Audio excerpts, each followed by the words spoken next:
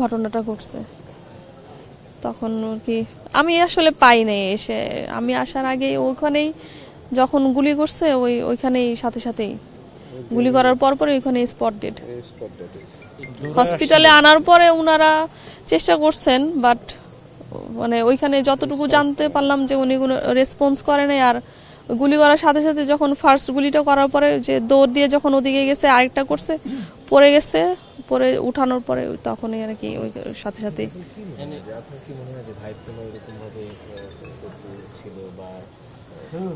এখন ওরকম ভাবে তো কখনো কিছু বলতো না, কারণ ফ্যামিলির সাথে পলিটিক্যাল আলাপটা আর বিজনেস রিলেটেড কোনো আলাপ আলোচনাও করতো না। ফ্যামিলির সাথে ফ্যামিলি রিলেটেড যত আলাপ আলোচনা এগুলোই হতো। আর এমনিতে বলতো যে আমাকে মেরে ফেলবে, দেখবো অনেক শত্রু হয়ে গেছে তো আমার মেরে ফেলবে যে কোনো সময়। রাস্তা আমার বাসায় কিছু করতে পারবে না, কিন্তু রাস্তাঘাটে আমার জন্য রিস্ক। কিছু হইলে রাস্তাঘাটে যে কোনো দিন কিছু একটা হবে।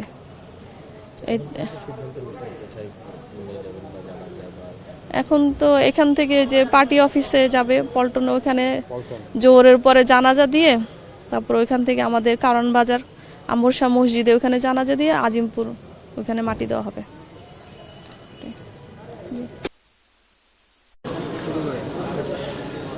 আচ্ছা ভাই, আপনারা কিভাবে কখন খবর পেয়েছেন? আমি এশার নামাজের পরে পান্থপথ মসজিদে কোরআনের তাফসিরে বসছিলাম। বসার পরে আনুমানিক 8:30টার দিকে আমার বন্ধু ইয়াসিন ফোন দেয় যে ভাইয়ের গুলি লাগছে, তুই অতি দ্রুত বিআরবি হাসপাতালে চলে আস। তা আমি পান্থপথ মসজিদ থেকে আমি বিআরবি হাসপাতালে যাই। যাওয়ার পরে কিছুক্ষণ পর আমাকে ওই অপারেশন থিয়েটারে ইমার্জেন্সিতে ঢুকতে দেয়। দেখি ওনার নিথর দেহ পড়ে আছে। আচ্ছা, এমনিতে আপনাদের কি কারো সন্দেহ হয় বা বলতো কিনা যে এরকম? না, এরকম সন্দেহ হয় না। তবে হাদি সাহেব ইয়ার পরে থেকে উনি ভয়, ওনার মধ্যে একটা ভয় কাজ করতো যে যে ইয়ে হয়েছে। আর পরশু দিন জামাতের একটা প্রার্থীর পক্ষে একজনের একটু ভোটার আইডি কার্ড চাইছিল একজনের, তো এই জন্য ওনার দলের এক লোক এটা প্রতিবাদ করছে। এইটা নিয়ে একটু ঝামেলা হয়েছিল। আর সত্য মিথ্যা জানি না যে এইটার কারণে কি এইটা হয়েছে কিনা, তবে এটা হয়েছে যে ওদের সাথে একটু ঝামেলা হয়েছিল। এটা আমি শুনতে পারছি আর কি, আমি নিজে চোখে থেকে নিয়ে শুনছি পরশুদিন রাত্রে এরকম একটা ঝামেলা হয়েছে। 32 ইঞ্চি জেভিকো টিভি এখন মাত্র 15,000 টাকায়, সাথে পাচ্ছেন 3 বছরের প্যানেল ওয়ারেন্টি। 5ই আগস্টের পরে এই তার পদ নিয়ে বা স্থগিত আদেশ নিয়ে আবার তার পদ ফিরে পাওয়ার এই যে এক প্রবণতা আছে সামনে, সবকিছু নিয়ে কি মনে হয়? আচ্ছা, পলিটিক্যাল কোনো মার্ডার কিনা? তিনি বলছিলেন যে তার অনেক ধরনের শত্রু তৈরি হয়েছে, তিনি ইন্টারনেটে বিজনেস করতেন এবং আসলে এই শত্রুটা কারা?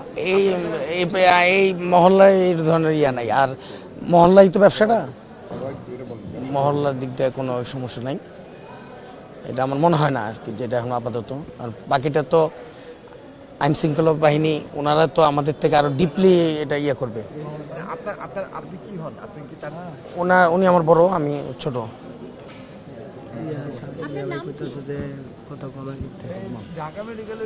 মাহবুবুর রহমান আজমান। মাহবুবুর রহমান আজমান। শত্রু কেন্দ্রিক কারা তৈরি হতে পারে, অথবা কাউরান বাজার কেন্দ্রিক, অথবা আগে কেন্দ্রিক কোনো কিছু নাই? না না না, ওনার কারণ বাজার কেন্দ্রিক কোনো ইয়ের কথা আমি ভাবার মতো নাই। কারণ বাজার কেন্দ্রিক কারোর সাথে ছিল না, মানে শত্রু আমি ছিল না যতটুকু আমি জানতে পারছি। শত্রু ছিল না, এটাই তো হইলে হইতে পারে, এটা হইতে পারে। এটা তো জাস্টিফাই করতে হইব, এটা তদন্ত করলে তো বোঝা যাবে যে এটা কি হচ্ছে। এটা আপনাদের এলাকায় শীর্ষ কোনো সন্ত্রাসীদের কোনো আস্ফালন? না, এখন পর্যন্ত এটার কোনো আমরা 5 তারিখের পরে এরকম কারো নাই। ইরান ভাইয়ের আধিপত্য ছিল এলাকায়। ইরান ভাই এখন তো ইরান ভাই নাই। জামাত কেন্দ্রিক ওই যে বললাম পরশুদিন রাত্রে একটু একটু হয়েছিল, সামান্য পরিমাণ।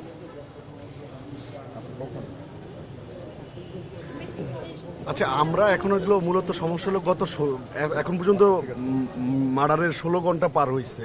আমি আইন শৃঙ্খলার বাহিনীকে বলতে চাইতেছি, গত 16 ঘন্টা পার হয়ে যাওয়ার পরও এখন পর্যন্ত আমার ভাইয়ের খুনিদের গ্রেপ্তার করতে পারলো না কেন এবং শনাক্ত কেন করতে পারলো না? সিসিটিভি ফুটেজে যাদেরকে দেখছেন তারা কি পরিচিত কিনা? তারা পরিচিত না, আনপেজ, সবকিছু সবাই আনপেজ। কিন্তু আমি খুব অবাক হচ্ছি, এখন পর্যন্ত গত 16 ঘন্টা পার হয়ে যাওয়ার পরও কাউকে এখন পর্যন্ত গ্রেপ্তার করা হয়নি। তাহলে মানে এই ডেঙ্গুর মার্কা প্রশাসন দিয়ে আমরা আসলে কিভাবে নিরাপত্তা চাইবো, কিভাবে নিজের জীবনের নিরাপত্তা, তো জনগণের নিরাপত্তা কিভাবে দিবে ইউনূস সরকার? এটাই হলো আমার প্রশ্ন। স্বরাষ্ট্র উপদেষ্টা তার কি কাজ খালি বেরেকে যায় যে খালি কি রান্না করছে এটি দেখে, আর কোনো কাজ নাই? হ্যাঁ,